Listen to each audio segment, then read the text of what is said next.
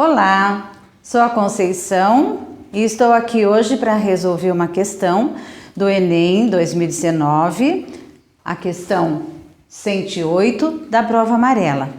Vamos ler o enunciado? Os hidrocarbonetos são moléculas orgânicas com uma série de aplicações industriais.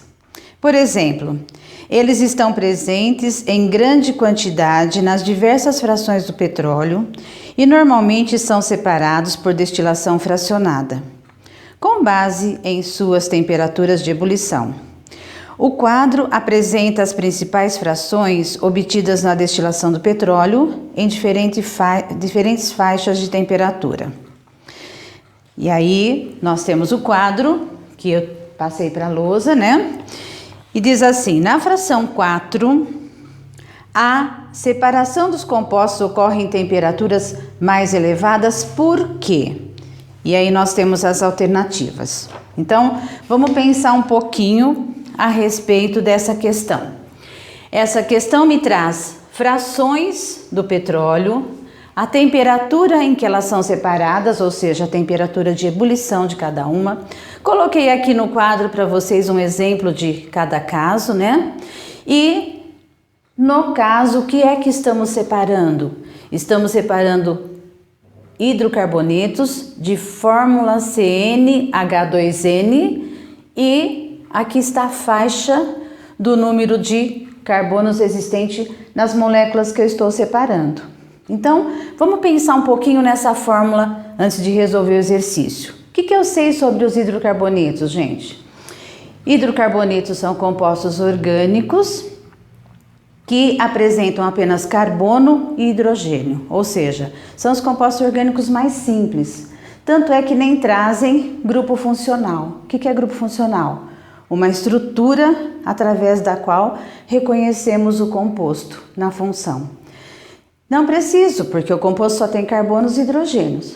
Porém, é a função, se não a mais, uma das mais importantes, porque ela é muito numerosa e, além disso, é a mistura desses compostos que, na verdade, é a base do petróleo. Então, vejam bem, vamos lembrar. O que eu sei dos hidrocarbonetos? Os hidrocarbonetos apresentam, inclusive, subfunções.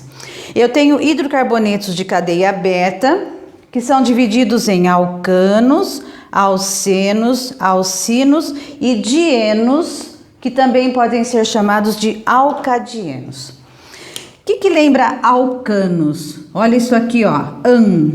O que lembra an na orgânica?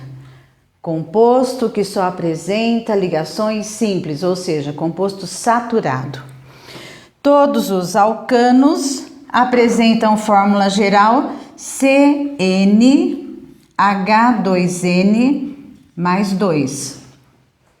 Então, por exemplo, é um alcano C4H10. C4, 2 vezes 4, 8, mais 2, 10. C4H10, butano, né? Portanto, olha lá na tabela, nós estamos falando dos alcanos. Alcenos em, o que lembra o em? Uma dupla ligação.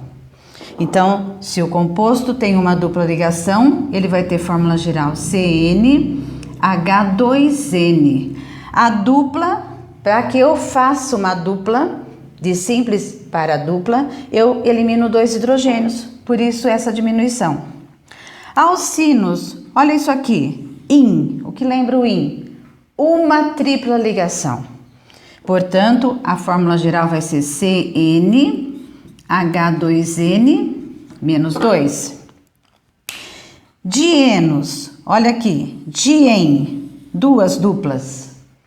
Mais 2 duplas, a nível de retirada de hidrogênios, é correspondente a uma tripla. Então, por isso, a fórmula geral é a mesma, CnH2n menos 2. Mesma fórmula molecular, então posso ter aqui isômeros. Lembram da isomeria? Isômeros são compostos de mesma fórmula molecular, diferentes fórmulas estruturais. Temos também os hidrocarbonetos de cadeia fechada. Quem são? Ciclanos, ciclenos e aromáticos, né? Os ciclanos, Olha isto. O que lembra AN? Compostos de cadeia fechada que só tem simples ligação. Qual é a fórmula geral deles? CnH2n. Eles são isômeros dos alcenos, tá? Ciclenos em, o que lembra isso? Lembra uma dupla ligação. Portanto, são os compostos hidrocarbonetos de cadeia fechada com uma dupla ligação. Qual é a fórmula? CnH2n-2. E os aromáticos são aqueles que apresentam o núcleo benzênico, o benzeno. Lembram-se do benzeno, C6H6? Aquele composto que tem uma cadeia fechada com 6 carbonos e duplas e simples intercaladas, e por isso apresenta uma propriedade chamada ressonância.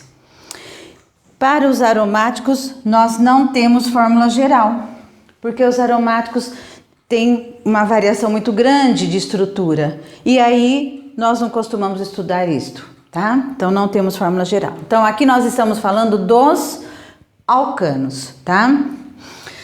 Outra coisa importante guardar: todo hidrocarboneto é apolar. Todo hidrocarboneto é apolar. Você descobre agora por que gasolina não se dissolve na água. Porque nós sabemos que semelhante dissolve semelhante. A água é polar, a gasolina é apolar. E se todo mundo aqui é apolar, quando no estado líquido ou sólido, apresentam forças intermoleculares, interações intermoleculares. E qual das interações intermoleculares eu tenho aqui? Em moléculas apolares, eu tenho sempre a interação de polo induzido. Lembram disso, gente? Interação intermolecular são as forças de atração entre as moléculas no estado sólido ou líquido. Elas podem ser de 3 tipos. Vamos lembrar rapidinho. Ligação de hidrogênio, de polo permanente ou de polo induzido. Quem tem ligação de hidrogênio? Aquelas moléculas que apresentam na sua estrutura ligação HO ou ligação HN ou ligação HF, que não é o caso. Aqui nós só temos ligações CH ou CC. De polo permanente, quem apresenta? Moléculas polares, não é o caso. E o de polo induzido é para as moléculas apolares. De polo induzido são as interações intermoleculares mais fracas das 3.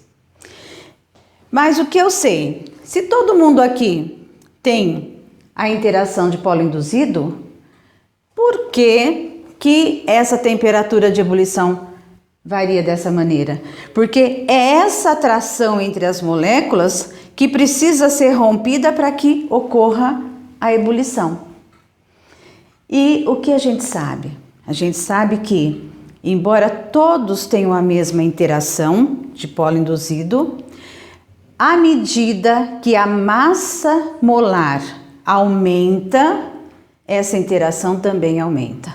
Então, o que está acontecendo aqui? Eu estou aumentando o número de carbonos. À medida que eu aumento o número de carbonos na cadeia, eu estou aumentando a massa molar. E aumentando a massa molar, a interação de polo induzido se torna mais intensa nos estados sólido e líquido. E aí exige mais energia para entrar em ebulição. Por isso, a temperatura mais elevada, tá? Toda vez que nós pensarmos em mudar estado físico, nós temos que pensar sempre nas interações intermoleculares. É elas que vão sofrer variação. Então, voltando aqui ao exercício que dizia assim: na fração 4, a separação dos compostos ocorre em temperaturas mais elevadas por quê? Suas densidades são maiores? Não, porque densidade é razão massa sobre volume. Eu nem posso pensar nisso porque não tenho base aqui no quadro para isso. O número de ramificações é maior? Também, pelo quadro, não sei quem é ramificado e quem é normal.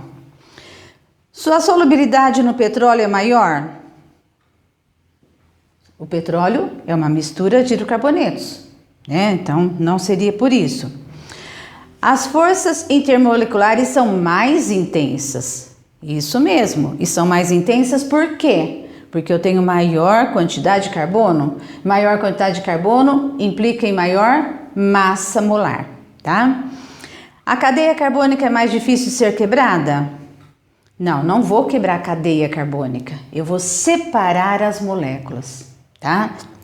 Então, por isso, a alternativa correta é a alternativa D. Ficou claro, pessoal?